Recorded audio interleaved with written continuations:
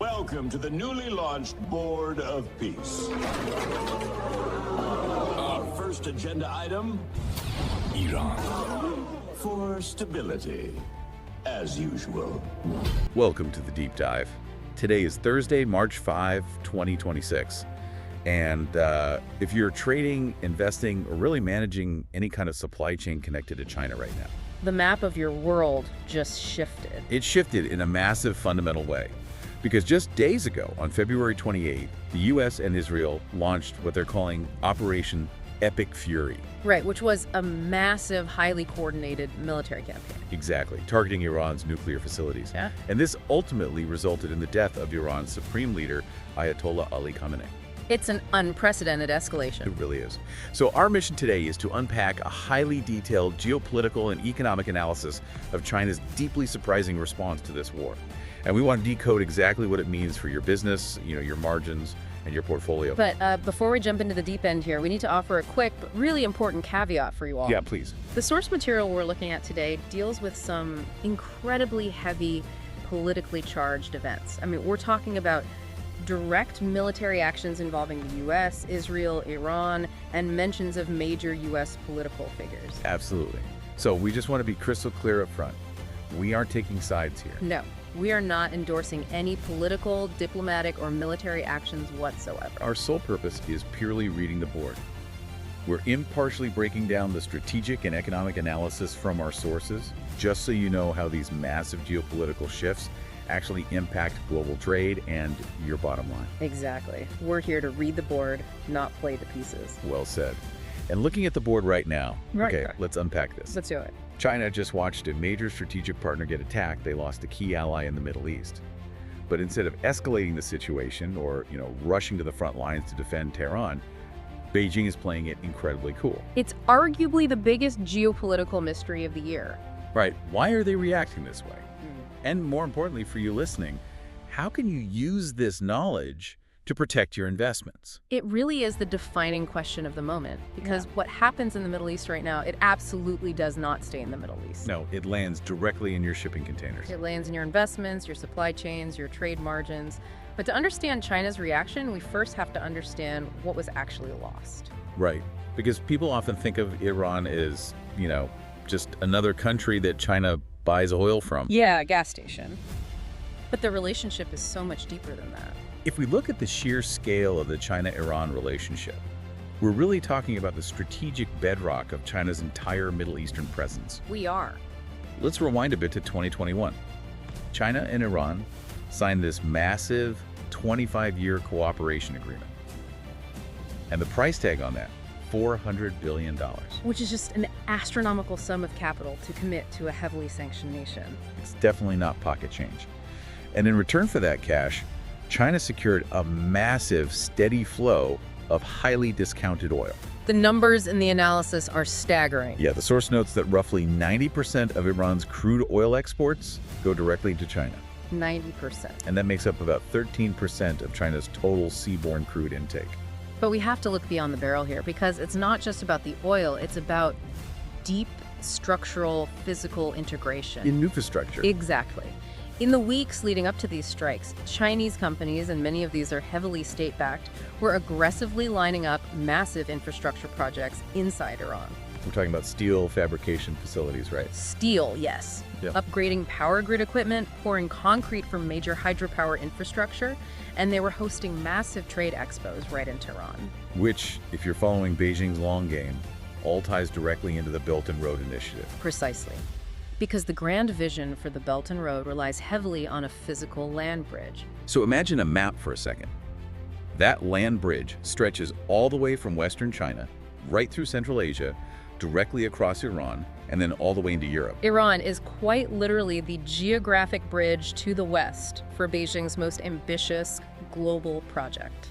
And geopolitically, China has been using Iran as its gateway to establish real dominance in the region. Just think back to 2023. The Saudi deal. Right.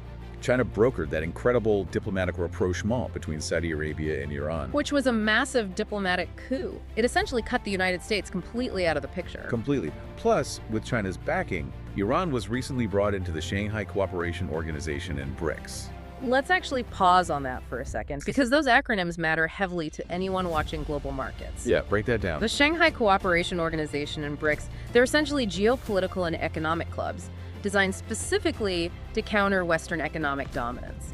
By bringing Iran into those folds, China was legitimizing Tehran on the global stage.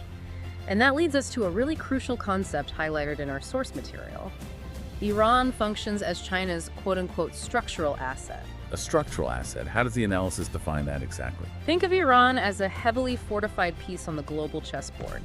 It's strategically positioned and funded by Beijing, specifically to keep the U.S. distracted and bogged down. So if Washington is constantly worried about what Tehran is doing, they naturally have fewer resources and less bandwidth to focus on the Indo-Pacific. Exactly. It keeps China's options wide open in its own neighborhood. So when Operation Epic Fury unfolded on February 28th and the Supreme Leader was killed, This was a direct, kinetic hit to China's chessboard, it was a massive blow. which is what makes the official response from Beijing so utterly fascinating. Let's look at the immediate diplomatic fallout. Because in diplomacy, words are weapons, but silence can be an incredible shield.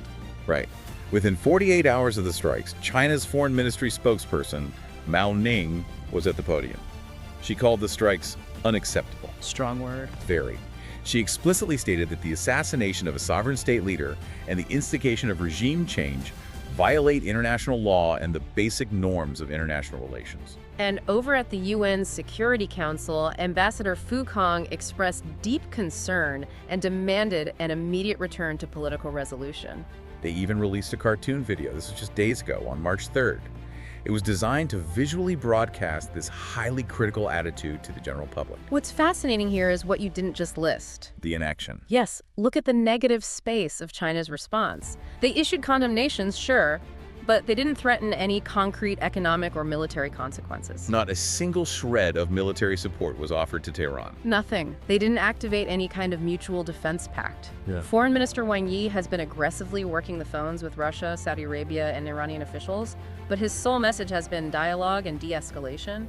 As one academic in our source noted, China will absolutely speak up at the UN, but they will actively steer clear of providing any significant material support to Iran. 2003. The U.S. invasion of Iraq.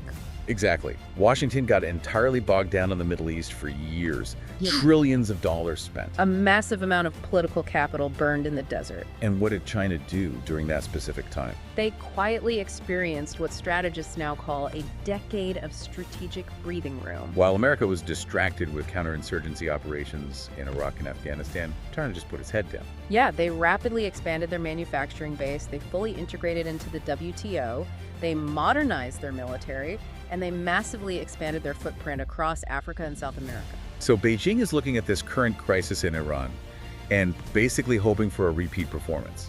But how do they actually pull off that balancing act? I mean, watching a key ally get hit without responding physically makes you look weak, doesn't it? It does, unless you look at what the analysis calls Beijing's priority pyramid. Okay. Because Iran isn't at the top of that pyramid. The entire Middle East isn't even at the top. Right, the absolute apex of China's priority pyramid is domestic stability. Yes, closely followed by managing U.S.-China relations. Their entire strategy right now rests on 4 distinct pillars. Okay, let's guide you through these 4 pillars, because really understanding this is the core of decoding Beijing's calculus right now. The first one is crucial. Pillar number 1, the summit factor. We're sitting here in early March, and at the end of this month, President Trump is scheduled to visit Beijing. And China absolutely does not want a spiraling, unpredictable war to derail that summit. They want leverage. Exactly. They want to walk into that room with the upper hand. Keeping their hands clean of the Iran conflict, acting as the responsible adult in the room, so to speak, gives them exactly that leverage. That makes a lot of sense. They're playing the long diplomatic game. So what's pillar 2? Pillar number 2 is the distraction opportunity. And this is where the military logistics get incredibly interesting for anyone tracking global stability. The naval shifts. Right. The United States has already had to reposition the USS Abraham Lincoln Carrier Strike Group. They moved it entirely out of the South China Sea and directly into the Middle East to manage the fallout. And the munitions data in the source is wild. Estimates indicate the U.S. has already depleted a quarter of its high-end interceptor missiles just dealing with ongoing Red Sea operations. A quarter of their high-end interceptors. That's a massive drain on resources. Yeah. We're talking about million-dollar missiles being used to shoot down cheap, mass-produced drones. It's an unsustainable drain. Strategists refer to this as the second front problem. Meaning the U.S. can't be everywhere at once. Exactly. The reality is that the U.S. military, despite its incredible size and funding, cannot easily fight two major high-intensity conflicts simultaneously at full strength. So every single interceptor fired in the Middle East is one that simply isn't available for a potential scenario involving Taiwan or the broader Indo-Pacific. And China sees the U.S. getting pulled back into the Middle Eastern sands. They recognize the enormous strategic advantage that provides them much closer to home. It shifts the global balance of power without China having to fire a single shot. It really does. Which brings us to pillar number 3, the Global South narrative. I see this term thrown around a lot in economic circles, but what does that actually look like on the ground right now? Well, because the U.S. and Israel bypassed the UN Security Council for these strikes, Which they did. China is actively seizing the moment to cement its position as the moral leader of the developing world, the Global South. We're talking about nations across Africa, Latin America, Southeast Asia. Yes. China's diplomats are out there actively championing sovereignty and non-interference. Okay, so we have the summit factor, the distraction opportunity, and the Global South narrative. But all of this feels very, high-level geopolitical. What about the glaring economic vulnerability? I mean, the oil. Yeah, the oil. That's pillar 4, right? That is pillar number 4, and it's arguably the most critical pillar for you to understand from an investment and business perspective: energy diversification. Because the obvious vulnerability for China here is their massive reliance on Middle Eastern crude. But our source reveals a really staggering statistic. China has been quietly preparing for exactly this kind of shock for years. They currently hold 1.2 billion barrels in their strategic petroleum reserve. Wait, 1.2 billion barrels? How do you even amass that much oil without spiking global prices? By quietly and consistently buying heavily discounted, sanctioned Russian and Iranian crude over the last few years while the rest of the world looked away. Just to put that 1.2 billion number in perspective for you, that covers a full 115 days of total seaborne imports for China. Nearly 4 months. Yeah, they have nearly 4 months of runway before their industrial base even feels a pinch. And they aren't just sitting on those reserves, hoping the conflict ends quickly. Not at all. They're actively working the phones as we speak.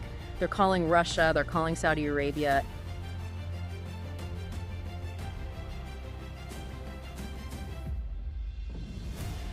Created equal, and we shall protect every child.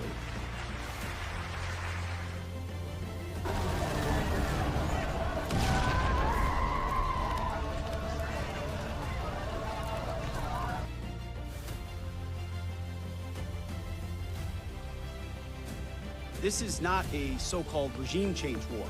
The purpose of this is to destroy that missile capability. There absolutely was an imminent threat, and the imminent threat was that we knew that if Iran was attacked, and we believed they would be attacked, that they would immediately come after us. We attacked them because if someone else attacked them, they would have attacked us, is genuinely the most unhinged justification for military action I've ever heard. And nobody in that room even flinched. Yesterday, you told us that Israel was going to strike Iran, and that's why we needed to get involved. Today, the president said that... So, if anything, I might have forced Israel's hand. No. Iran was going to get... Yeah, your statement is false. So I told you this had to happen anyway. The president made a decision, and the decision he made was that Iran was not going to be allowed to hide behind its ballistic missile program. Which one is it, Donald Trump? Regime change, nuclear weapons, missiles, an imminent threat to the homeland, or a preemptive strike to stop future attacks on the region? Everything that is being said is a lie. Not surprisingly, the United States government lies for a living. But there was no imminent threat whatsoever.